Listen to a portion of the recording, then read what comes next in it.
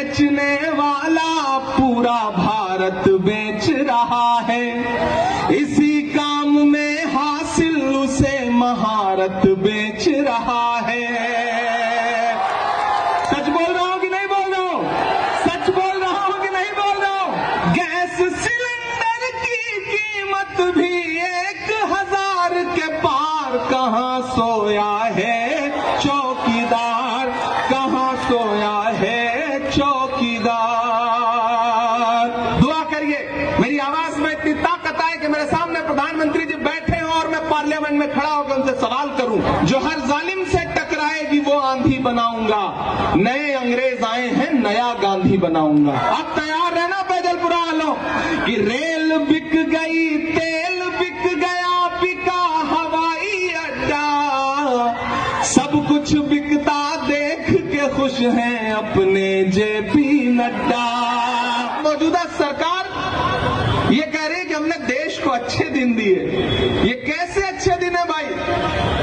मैं तो ये अच्छे दिनों को देख करके शायर हूं तो हर जगह जाके ये 4 मिसरे पढ़ता रहता हूं कि मोहब्बत भाईचारे के दीवाने दिन ही लौटा दो। मैं सीधे उन्हीं से कह रहा हूं कि मोहब्बत भाईचारे के दीवाने दिन ही लौटा दो। वो सस्ती दाल सब्जी के सुहाने दिन ही लौटा दो। ये अच्छे दिन तो अंबानी अडानी को मुबारक हो। हमें ऐसा करो साहिब पुराने दिन ही लौटा दो। हमें ऐसा करो साहिब पुराने दिन ही लौटा दो। जिस गुजरात के विकास का ढिंढोरा पूरे देश में पीटा गया, उस गुजरात के विकास का सच जानना है तो मुझे सुनो आप। ये वो गुजरात है जहां सड़कों की हालत ऐसी है कि सड़क में गड्ढे या गड्ढे में सड़क है, आप अंदाजा ही नहीं लगा सकते। ये है गुजरात के विकास का सच। यहां हिलाने पे पुल टूट जाता है। ये है गुजरात के विकास का सच। मोदी जी ट्रेन को हरी झंडी दिखा के रवाना करते हैं, ट्रेन आगे बढ़ती है, भैंस से टकराती है, भैंस नहीं मरती, ट्रेन का इंजन टूट जाता है। यह है गुजरात के विकास का सच। यहां के मंत्री सड़क बनवाते हैं, उद्घाटन करते हैं, सड़क पर नारियल फोड़ते हैं। असलम भाई, तो नारियल नहीं टूटता, सड़क टूट जाती है। यह है गुजरात के विकास का सच। मैं मीडिया के साथियों से भी कहूंगा और नौजवान साथियों खासतौर से आपसे कहूंगा कि गुजरात में भारतीय जनता पार्टी सिर्फ टीवी चैनल पर चुनाव जीत रही है। जमीन पर कांग्रेस यहां सरकार बनाने जा रही है। वक्त की पाबंदियां हैं। मैं जानता हूं आप शायरी भी सुनना चाहते हैं, नहीं सुनाऊंगा तो आप नाराज हो जाएंगे। मैं तो शायर हूं, सांसद बाद में हूं, पहले शायर हूं। तो मैं तो चारों तरफ जाकर के हमेशा महंगाई देखता हूं, माओं को अपने घरों में रसोई में आटा चावल दूध दही खरीदने के लिए परेशान देखता हूं। तो मैं तो पूछ लेता हूं उनसे कि कहां सोया है चौकीदार, कहां सोया है चौकीदार। गैस सिलेंडर की कीमत भी 1000 के पार। कहां सोया है चौकीदार, कहां सोया है चौकीदार। कि चाय बेचने वाला, देखिए मैं शायर हूं तो मुझे छूट है, मैं कह सकता हूं, मुझे हक है। मैं तो सोच रहा हूं मैं किसी दिन संसद में भी खड़ा होकर ये नज्म उनको जरूर सुनाऊंगा कि चाय बेचने वाला पूरा भारत बेच रहा है। सच बोल रहा हूं कि नहीं बोल रहा हूं? सच बोल रहा हूं कि नहीं बोल रहा हूं? इधर जो लोग खड़े हैं आपका भी समर्थन चाहिए मुझे कि चाय बेचने वाला पूरा भारत बेच रहा है। इसी काम में हासिल उसे महारत बेच रहा है। रेल बिक गई, तेल बिक गया, बिका हवाई अड्डा। अब तैयार रहना पैदलपुरा वालों कि रेल दिल बिक गई, तेल बिक गया, बिका हवाई अड्डा, सब कुछ बिकता देख के खुश हैं अपने जेपी नड्डा। कि जनता महंगाई की मारी करती हाहाकार, कहां सोया है चौकीदार। इस मुल्क में दो ताकतें हैं। एक ताकत वो है जो सोचती है कि मुल्क उसकी तानाशाही से चलेगा, मुल्क उनकी मर्जी से चलेगा। लेकिन एक तरफ वो ताकतें खड़ी हैं जो ये कह रही हैं कि मुल्क डॉक्टर बाबा साहब भीमराव अंबेडकर के संविधान से चलेगा, जो ये कह रहे हैं कि मुल्क महात्मा गांधी के विचारों से चलेगा, मौलाना आजाद के सपनों से चलेगा, ये मुल्क पंडित जवाहरलाल नेहरू के ख्वाबों से चलेगा।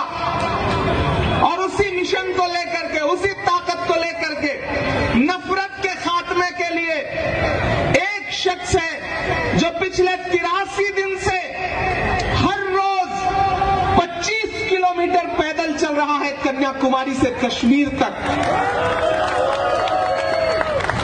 जिसका नारा क्या है कि नफरत छोड़ो भारत जोड़ो। एक तरफ जब हुकूमतों में बैठे हुए लोग पूरे मुल्क में नफरत फैलाने में लगे हैं, ऐसे वक्त में एक अकेला नेता इस देश में जो सीना ठोक के कह रहा है कि मैं आरएसएस की नफरत की राजनीति के खिलाफ खड़ा हूं। मैं देख के आया हूं उस यात्रा को, मैं शामिल रहा हूं उस यात्रा में, मैं चलता रहा हूं उस यात्रा में, मैं गांधी के गुजरात में खड़ा हूं। इसलिए भी ये बात कह रहा हूं कि मुझसे मीडिया के साथी कहते हैं इमरान साहब आप इस यात्रा के बारे में क्या सोचते हैं, तब मैं कहता हूं कि अगर मैं महात्मा गांधी के दौर में पैदा हुआ होता तो अंग्रेजों के खिलाफ उनके साथ भी पैदल चल रहा होता। लेकिन मैं अगर इस दौर के गांधी के साथ पैदा हुआ हूं, राहुल गांधी के साथ पैदा हुआ हूं, तो मैं उनके साथ भी अपने पैर के छालों की परवाह किए बगैर चल रहा हूं। जो हर जालिम से टकराएगी वो आंधी बनाऊंगा, जो हर जालिम से टकराएगी वो आंधी बनाऊंगा। नए अंग्रेज आए हैं, नया गांधी बनाऊंगा। नया गांधी, इस दौर का गांधी अपने पांव के छालों की परवाह किए बगैर 2000 किलोमीटर से ज्यादा चल चुका है, सिर्फ इसलिए कि मुल्क में भाईचारा आए, मोहब्बत आए, प्यार आए। मेरे भाई, 5 दिसंबर को आपको ईवीएम की कतारों में खड़े होना है, पोलिंग बूथ पर जाना है। तो जब जाइए तो बुनियादी मुद्दों को याद करके जाइए।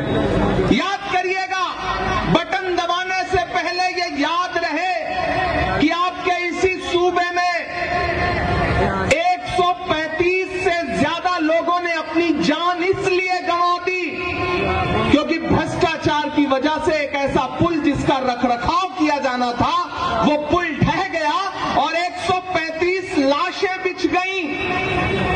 ये याद रखिएगा, लेकिन उससे ज्यादा ये बात याद रखिएगा कि जब 135 लाशें बिछी थी, मोरबी में कफन सिले जा रहे थे, तो हुकूमत का फर्ज यह था कि पूरा प्रशासनिक अमला, मुख्यमंत्री, प्रधानमंत्री जी खुद यहां थे, वो सारे के सारे मोरबी में मौजूद होने चाहिए थे। लेकिन अफसोस, देश का हाकिम दिन में 3 बार कपड़े बदल के उद्घाटन कर रहा था।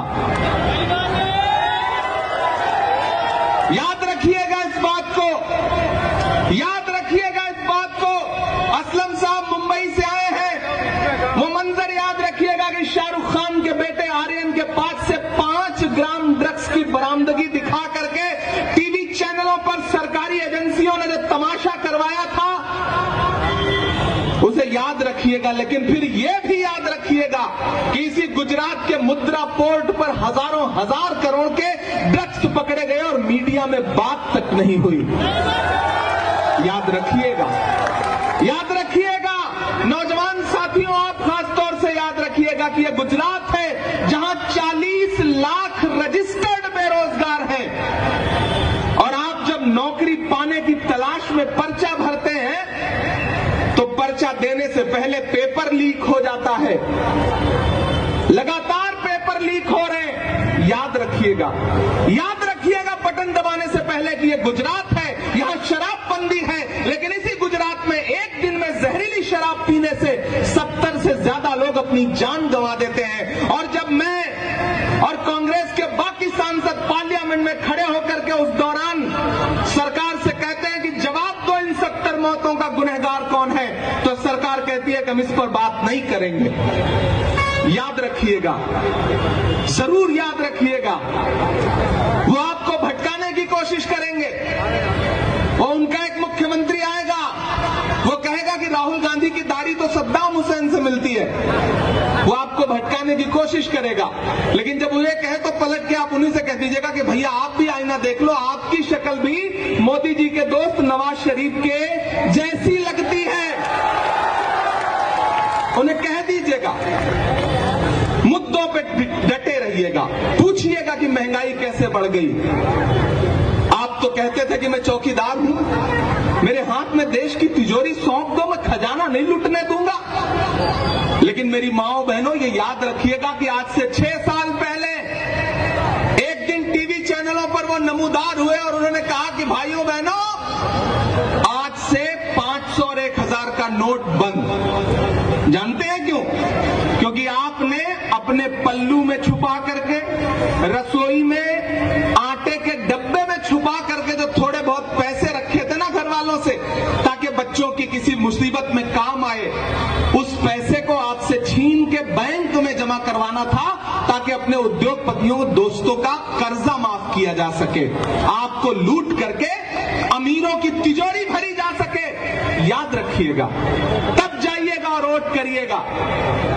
मैं तो अलग ऐलान चारों तरफ सवाल करता हुआ फिर रहा हूं। डराने की कोशिशें की जाती हैं, आवाज दबाने की कोशिशें की जाती हैं। कहा गया है, सुना गया है, कोई न बोले, ज़बान दराजों को मशवरा है, कोई न बोले। अजीब लुकनत पसंद हाकिम से वास्ता है, जो चाहता है, जो सोचता है, कोई न बोले। लेकिन मैं बोल रहा हूं, क्योंकि मैं इसलिए जिंदा हूं कि मैं बोल रहा हूं। दुनिया किसी गूंगे की कहानी नहीं लिखती।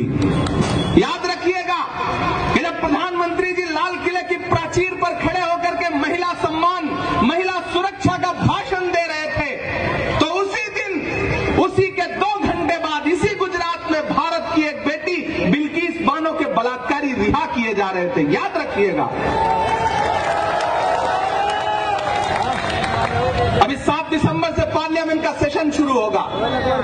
दुआ करिए, मेरी आवाज में इतनी ताकत आए कि मेरे सामने प्रधानमंत्री जी बैठे हों और मैं पार्लियामेंट में खड़ा होकर उनसे सवाल करूं कि प्रधानमंत्री जी, मैं तो हिंदी साहित्य का विद्यार्थी रहा हूं, मैं तो संस्कृत का एक सूत्र वाक्य पढ़ा करता था कि यत्र नार्यस्तु पूज्यन्ते रमन्ते तत्र देवता। जहां नारियों की पूजा होती है, वहां देवता निवास करते हैं।